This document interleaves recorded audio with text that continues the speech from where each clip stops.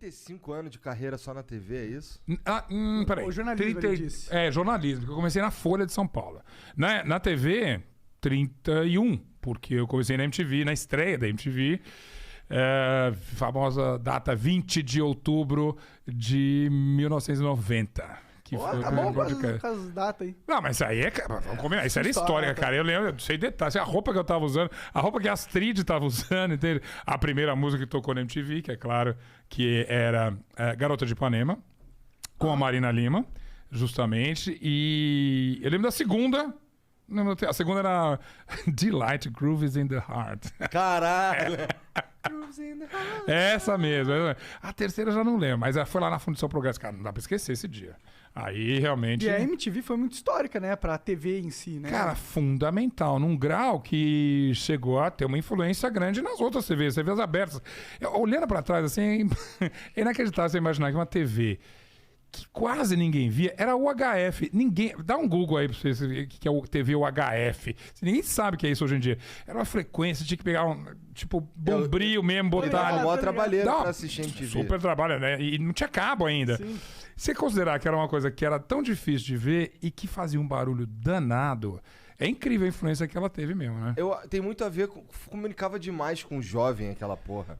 Enquanto o resto das TVs não falava com o jovem, né? O negócio era... Acho que tinha todo mundo com fome ali, com vontade de... Opa, tem alguém falando que o cara parece comigo, ele tem a minha idade, ou ele fala a mesma gíria que eu, ou fala de uma música que óbvio que aqui não tá tocando nas trilhas das novelas ou nos programas de auditório daquela época. Então acho que veio assim, na jugular ali de uma geração que tava doida pra ser ouvida e falada. Aí tem um monte de coisa que mistura ali. Na época também teve até um movimento político, Direta Já. Já foi antes, mas tinha os caras pintadas, essa coisa toda. Então tinha toda uma força de uma geração que queria falar, e MTV era o megafone preferido deles, claro. Essa parada. Total. Eu curtia pra caralho...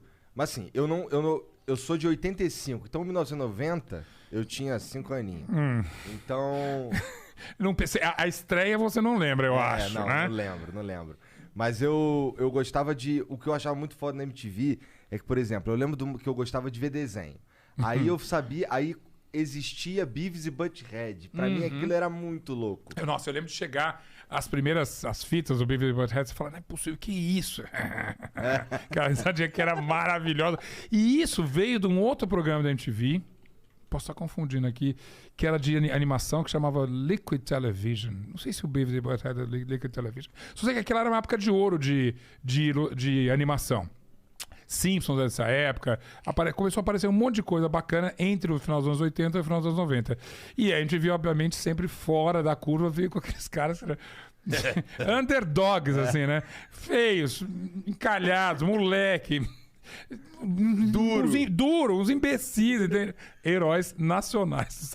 Capa da Rolling Stone, eu lembro de gente dessa capa. Mais de uma capa da Rolling Stone até. E um super sucesso da MTV. Tem uma música do Red Hot Chili Peppers que é do filme dele, se eu não me engano. Sim. Imagina, longa-metragem. Fizeram longa-metragem com Beavis e Butthead. Então isso que era o... Você vai fazer o... I am Corolho! Corolho! Então, mas não é incrível que uma coisa que é tão pequena tinha uma influência tão grande. Até hoje eu fico... inclusive a gente começou falando de podcast, que é um podcast com um cara da TV. Cara, acho que a MTV lá atrás apostou numa coisa que hoje em dia, com internet, com rede social, é uma verdade. Se fizer uma coisa bacana, diferente, que faz um barulho, você vai pro mainstream, entende? Sim, com certeza. E eu acho que a internet, ela bebe muito da MTV hoje em dia, Total. Porque vale tudo. Na MTV era maravilhoso que a gente fazia qualquer... Era um monte de moleque alucinado. Eu era diretor, eu tinha 26 anos. Eu era diretor de jornalismo.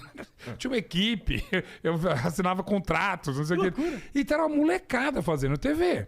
E você tinha carta totalmente branca. E a vantagem da MTV, eu adoro falar isso, que ninguém assistia. Ninguém assistia, mas todo mundo assistia. Então, você fazia uma coisa muito ruim, você tirava do ar. Se fosse uma coisa legal, você repetia até a exaustão. Você lembra disso? Você via aquilo de manhã, às 4 da tarde, 2h30 da manhã, não sei o que e tal. E aí ela pegava, alguém via ali alguma hora e falava, isso aqui é bacana e vamos aí. E, obviamente, mas você tem lista de 10, 20 talentos que saíram da MTV como reconhecidos como alguém que falava com um público específico que fazia um trabalho diferente. Vai de mim, da Astrid, por exemplo, que é bem da minha geração, o Thunder, até Tata Werneck, Dani Calabresa e esse povo todo. Durante toda a existência séria da MTV, eu acho que a existência agora ela não é muito séria, mas ela criou coisas que renderam frutos na TV aberta ou em outras mídias e coisa e tal. Era uma coisa impressionante. E eu acho que parte disso era a liberdade total que a gente tinha de fazer todas as coisas. Ah, com certeza. Tu tava falando da Marina Lima aí, que inclusive que fez um podcast contigo, né? Marina Lima, que prazer. Falei com ela. A gente tá com um podcast na Deezer agora também, chamado Essenciais. Ano passado, a Deezer me convidou para fazer podcast para mim. Admirável Mundo Novo. Eu era sou ouvinte de podcast. Eu nunca tinha feito... Eu tinha participado de alguns, mas nunca tinha um meu. E a Deezer me convidou para fazer um que chama Pop Story, que que subiu o ano passado. E que era incrível. Aliás, parecia MTV. Que eu tava falando com uma galera que tava começando num grau. A gente tem 2 sucessos. MC Rebeca, MC Isaac, né? E de repente eu tenho entrevista de meia hora com esses caras. Era engraçado. Eu lembrei muito da época da MTV.